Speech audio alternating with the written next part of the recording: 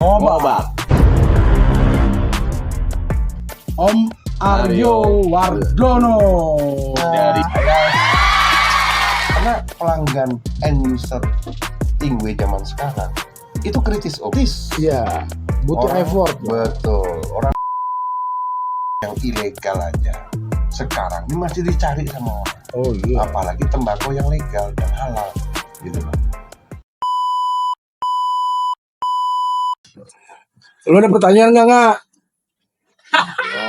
Jangan ketawa aja di belakang ketawa doang. Lebih seru jadi pendengar yang baik. Kamu juga jadi pendengar yang baik. Pak, Tapi gini, ada kemungkinan nggak sih kalau kan gini ya. Kalau bicara Tingwe itu kan khususnya di Jabodetabek ya. Kan kalau kita bicara Jabodetabek kan barometer ya. Meledaknya Tingwe itu kan lahirnya kan karena COVID ya. Iya, Akhirnya kan kalau kita bicara Tingwe ini kan sebagai alternatif ya. benar. Berarti dengan keadaan ekonomi yang sekarang udah mulai normal, yang tadinya alternatif akhirnya balik lagi dong ke kebiasaan lamanya, Normal lagi gitu normal kan. lagi. Ada kemungkinan seperti itu juga. ada kemungkinan. Terlebih karena rokok bodong. Iya. 8.000 bisa dapat. Coba mereka suruh beli, mohon maaf ya, bukan saya merendahkan. Suruh beli EC yang harganya 41.000. Apa Marlboro yang 40.000. Atau Sampurna Mild yang harganya 34.000. Dibanding Tingwe, rokok bodong ya jauh sekali. Dan itu perusahaan-perusahaan raksasa itu belum ada pergerakan untuk membasmi. Jadi aneh buat saya juga. Gitu. Kita ngerasa terganggu kok yang harusnya paling terganggu kok nggak teriak. Apa diam-diam dan nyiapin sesuatu, saya juga nggak tahu. Ya kita mohon kepada, kalau ada aparat pemerintah yang mendengarkan podcast ini, ya kan, janganlah dibutakan bahwa rokok bodong itu tidak merajalela. Di seluruh kota yang saya singgahi, hampir semua rokok bodong itu ada. Benar. Rokok R2 yang salah tempel, rokok apa segala macam. Waduh, gila bener. Bener-bener ada itu. Ayo Pak, tolong Pak dibantu Pak rokok bodongnya Pak. Bersihin ya Pak ya. Betul. Ya juga untuk meningkatkan citra bea cukai kan, Benar. gitu. Karena yang bisa menindak itu dari sisi hukum bea cukai, bagian penindakan gitu. Iya. Ibaratnya gini, kita pemain Tingwe yang kecil aja, kita bayar namanya untuk pendapatan negara itu kita bayar melalui cukai. Benar. Kok ini dengan kuantitas yang luar biasa dibiarkan merajalela dan masuk ke oknum tertentu? Saya yang di mana juga saya nggak tahu, tapi bayangkan aja logistik dari suatu tempat untuk mengedarkan seluruh Indonesia itu butuh peranan banyak orang. Nggak mungkin cuma 1-2 orang instansi aja, nggak mungkin. Benar. Kecuali Pasti. mereka bisa pakai drone ngirimnya apa segala macam, hebat sekali gitu. Teleportasi biasanya Om. Wah, kalau ada itu, ayo kita teleport ke. Boleh nanya deh. Jadi gini, ini kan oke, kita akui lah di Jabodetabek memang agak ada penurunan. Akhirnya aktivitas tambahan yang dilakukan teman-teman itu kan akhirnya kan buka jasa linting. Iya. Nah, pertanyaannya terkait jasa linting ini kan sifatnya itu kan kalau kita ngomongin rokok apa tadi bodong lah maksudnya kan. Kalau itu kan sifatnya kan kita ngelinting dulu. Nah, itu kan kalau teman-teman buka jasa linting itu ada kaitannya dengan rokok bodong nggak sih itu?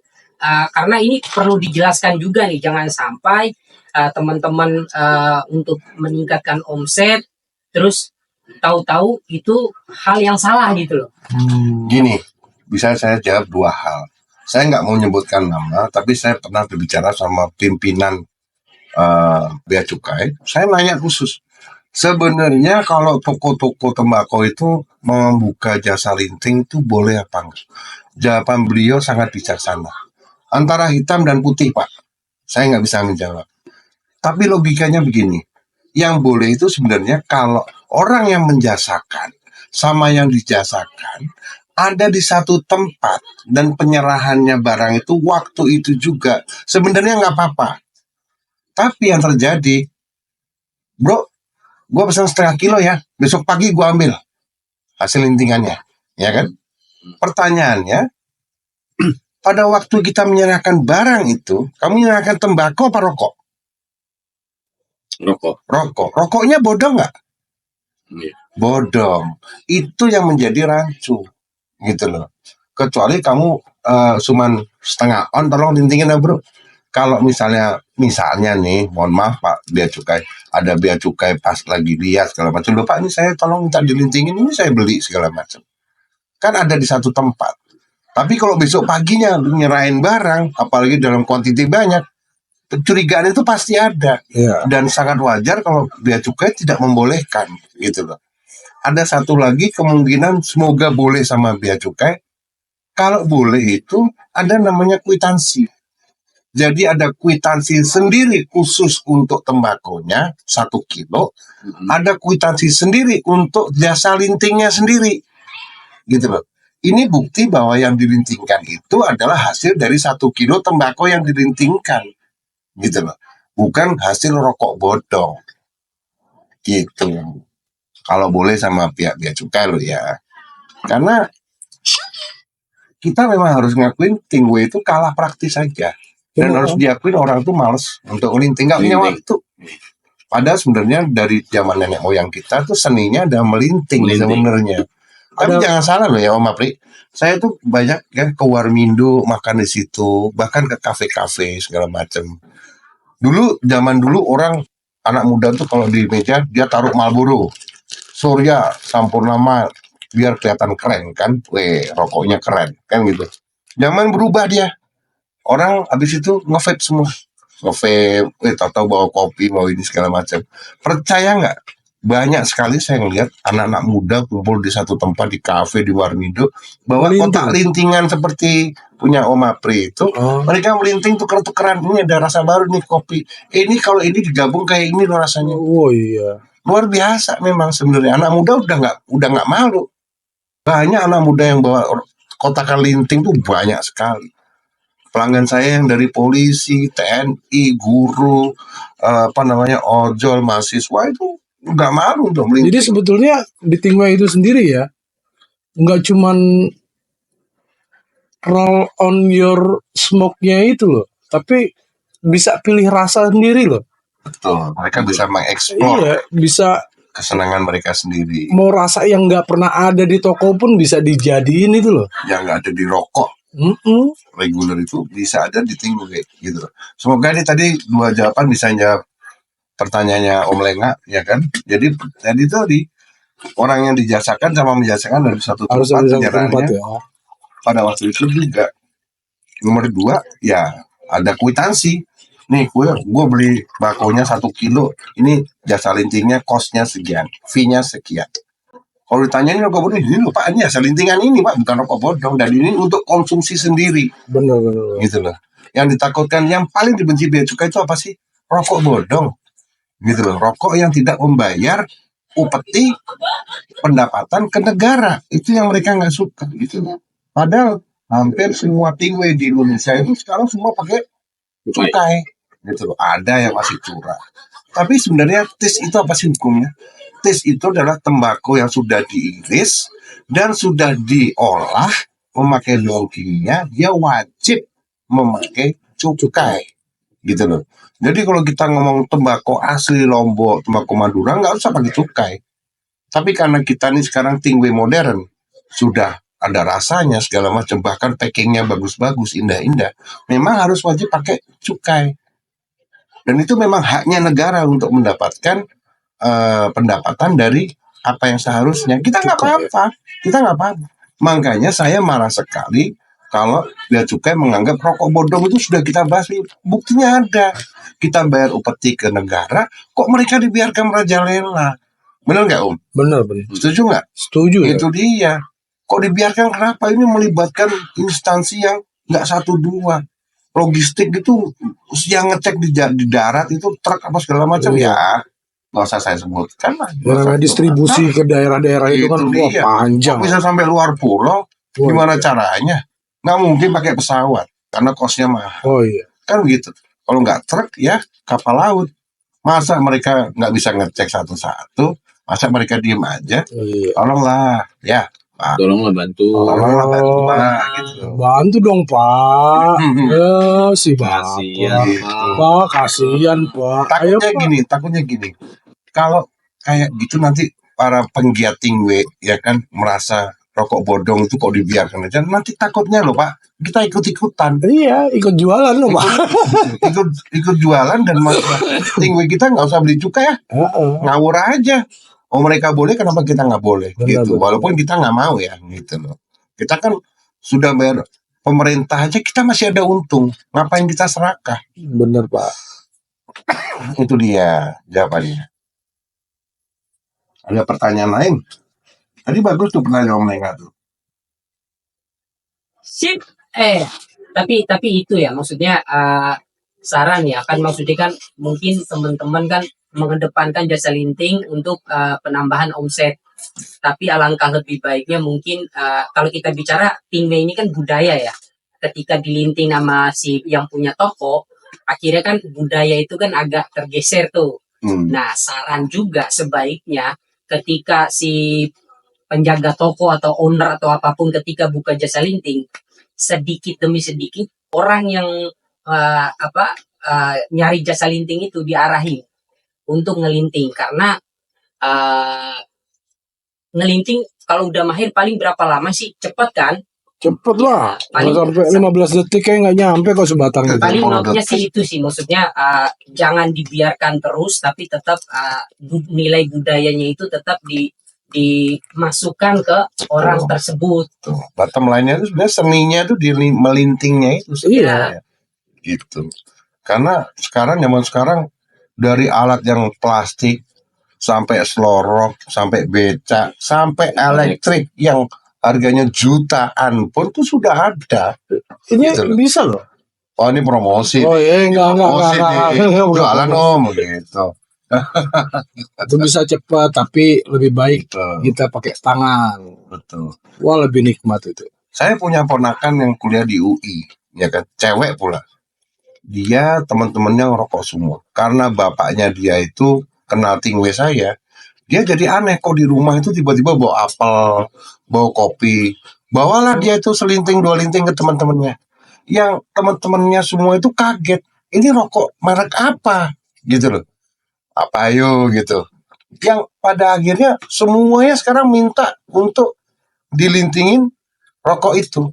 Akhirnya karena saya bilang sama ponakan saya, nggak boleh kamu jualan lintingan kayak gitu, bahaya gitu. Karena dia jumlahnya udah banyak gitu. Akhirnya dia buka toko di sekitaran UI untuk menjangkau para mahasiswa-mahasiswa baru itu yang baru tahu tingwe. Dan ternyata responnya sangat bagus sekali. Ada rasa apa lagi? Ada rasa apa lagi? Itu dia. Berarti selama ini pengenalan tingwe juga nggak sampai ke sana loh. Itu perlu juga tuh. Betul. Gimana caranya memperkenalkan tingwe ke teman-teman kita yang baru-baru, jadi mahasiswa baru, pegawai baru. Betul. Itu perlu tuh. Karena kita akui, namanya rokok ya, kita bangun tidur dulu baca koran aja isinya produk tertentu. Ya, kita mau ke kantor, jalan, naik motor, naik mobil, iklan-iklan di jalan itu isinya ya pabrik-pabrik itu gede juga. Kita sampai rumah nonton TV, iklannya juga itu juga. Kita dibombardir dengan iklan rokok. Ada nggak itu di tingwe? Nggak ada. Ada iklan kita di surat kabar. Ini merek bintang Arjuna di koran Kompas misalnya, ya kan? Atau di TV yang miliaran kayak gitu. Nggak mampu kita. Bukan nggak mampu kita. Makanya itu tadi pergerakan pengenalan tingwe itu sangat lambat sekali. Jadi gimana caranya? Ayo para penggiat tingwe dan tembakau ini di sisi produsen dan para distri dan sampai ke ecer segala macam. Ayo kita mengenalkan ini, kita duduk bareng bagaimana caranya untuk memperbesar kuenya, kue di tingwenya ini. Karena kita ini penduduknya 278 juta orang, ya, yang dewasa rokok. Baik itu wanita maupun pria, let's say saya nggak muluk-muluk, nggak 50%, nggak 30%, 10% aja, itu 27,8 juta jiwa yang merokok. Yang tahu tingwe kita breakdown lagi, paling yang tahu cuman 10%-nya nggak nyampe. Cuman 2,7 juta jiwa. Itu pun tahu Tingwe cuman tahu-tahuan aja. Gitu loh. Yang bener-bener masyarakat Tingwe di dalamnya 10%-nya lagi cuman 270.000 orang yang bener-bener penggiat Tingwe ya. Kayak kamu jualan, saya publish segala macam. Pengguna itu paling nggak sampai berapa juta aja. Nah itu yang harus kita galakkan gitu loh. Bagaimana caranya? Tapi ya itu lagi kembali ke ego masing-masing pemain. Betul. Gitu loh. Ya kan? Kamu suruh gabung sama yang lain. Ya kalau mau gitu. Yang ada kita dihina-hina. Siapa lu kan gitu. Ya itu dia egonya terus terlalu tinggi satu sama lain dan bahkan cenderung bersaing. Saya lihat di kota-kota banyak itu persaingan antar satu merek aja gila. Bukan sesama beda merek. Sesama merek aja gila persaingannya. Kita tahu semua lah siapa itu, ya kan? Itu udah gila dari harganya, segala macam promo gila. Bahkan cenderung kadang-kadang saya melihat gontok-gontokan. Benar. Setuju? Setuju, Om. Ya kan? Kita lihat sendiri gitu loh. Dan hampir ada kebanyakan itu pemain Tingwe sendiri aja nggak merangkul, tapi banyakan memukul gitu. Wah, itu lebih ekstrim lagi. Tapi ada ya Om ya kayak gitu Om ya. Banyak. Kita sering dengerin itu curhatan teman-teman masalah kompetisi yang kurang sehat lah. Persaingan itu nggak seperti itu. Padahal kalau dipikir-pikir ya kan, rokok itu kan dijual di minimarket kayak Iya. Alfamart, Indomart, toko kelontong. Nggak ada Alfamart musuhan. buka Alfamart di depannya itu loh, nggak ada masalah, Iya. ya kan? Kita sama toko tembakau, lu jangan buka deket gue, lu jauh-jauh sana, itu aja udah bukti bahwa memang sesama pemain itu di semua kalangan itu gontok-gontokannya tinggi sekali. Ayolah kita juga penggiat Tingwe ini kalau bisa merangkul lah. Jangan saling memukul. Betul. Biar kita sama-sama guyup, kompak. Saya rasa Tingwe bagus kok nantinya. Betul. Jadi kalau saya lihat pembicaraan podcast kita malam ini, bottom line-nya adalah tentang Jabodetabek yang 3 tadi itu ya Om ya. Jadi saya harapkan para pemain Tingwe di Jabodetabek ini jangan menyerah. Jangan menyerah. Karena kebutuhan rokok itu tidak pernah selesai. Sampai kapanpun juga. Itu ada lagunya tuh. Apa tuh? The Nasib tuh. Itu Demasif. Oh, The Nasib. salah. Betul. Itu jangan menyerah. Ayo lanjutin terus lah kita berjuang di Tingwe ini. Betul. Rokok itu udah kayak kebutuhan primer. Dulu kan kebutuhan primer itu kita tahu sandang, pangan, papan. Sekarang macam-macam. Sandang, pangan, papan, pulsa, Rokok, pulsa. bahkan Iya. itol di Ah. Jabodetabek itu udah kebutuhan hidup gitu loh. Es batu. Kamu nggak mungkin sehari mungkin nggak ada yang nggak minum es batu. Iya. Yang jual es benar-benar itu tuh udah kebutuhan hidup gitu loh. Jadi kebutuhan primer itu termasuk rokok itu kita sudah ada di track yang benar untuk berbisnis ini. Ya memang di Jabodetabek lagi nggak sehat ya saya ikut prihatin, tapi memang kenyataannya rokok itu sampai kapanpun tidak akan pernah selesai. Dan saya harapkan juga di pembicaraan hari ini juga para pemain ini ayo kita saling mensupport. Walaupun Nah, itu klise sekali ya. Sangat klise sekali, tapi kalau misalnya gini aja, sesama di Facebook, aku like kamu, kamu like aku dong. Nah, Itu aja tuh sebenarnya sudah bukti bahwa kita bersahabat. Gitu loh. apa namanya? Saling cepet. Budaya interaksi. Gitu. Untuk perkara tadi yang jasa linting, saya sih sebenarnya bukan dalam kapasitas saya untuk membenarkan atau menyalahkan. Tapi gara-gara ada rokok bodong yang seenaknya sendiri, saya membenarkan mereka yang membuka jasa linting. Karena nggak fair buat kita pertarungannya. Benar. Di sana kok boleh dilintingkan dengan harga kayak gitu, ya kita harusnya boleh. Tapi saya bukan kapasitas untuk membenarkan itu benar atau salah. Kecuali kalau rokok bodong dibasmi sama pemerintah segala macam, kita bertiga pasti mengatakan jangan ada jasa linting. Setuju? Oh, setuju. Betul. Melintinglah karena itu seninya di situ. Itu budaya. Itu budaya kita dari dulu zaman. Dan ada falsafahnya itu dari melinting itu. Wah, apa itu? Susah dulu. Mm-mm. Enaknya tuh pasti diisemnya itu kan. Mm-mm. Itu susah dulu tuh. Oh iya. Itu falsafahnya tuh. Jadi hidup itu harus susah dulu baru enak kita. Kadang-kadang tuh Rakit, melinting Ke itu hulu bersenang-senang. Bersenang-senang apa berenang-renang nih? berenang. berenang. Gue juga bingung deh tuh. Kadang-kadang saya mikir bahwa melinting itu sangat bagus buat kesehatan. Ya. Pernah tahu kenapa nggak kira-kira? Apa tuh, Om? Kita kan harus kita akui, kita semua di sini kita kecanduan rokok, benar? Betul. Yang ada kalau kita ngerokok tinggal ambil sumet bakar, ya kan? Karena kita melinting, ya kan? Tempo itu dislowkan, speednya itu dikendorkan sama dia. Wah, gua harus ngerokok, harus melinting dulu nih. Jadi dia yang sebenarnya praktis gini tinggal ngambil yang mungkin sehari 1 bungkus 2 bungkus, karena kita harus melinting dulu. Kita mungkin cuma 5-10 batang doang. Iya. Logikanya masuk nggak?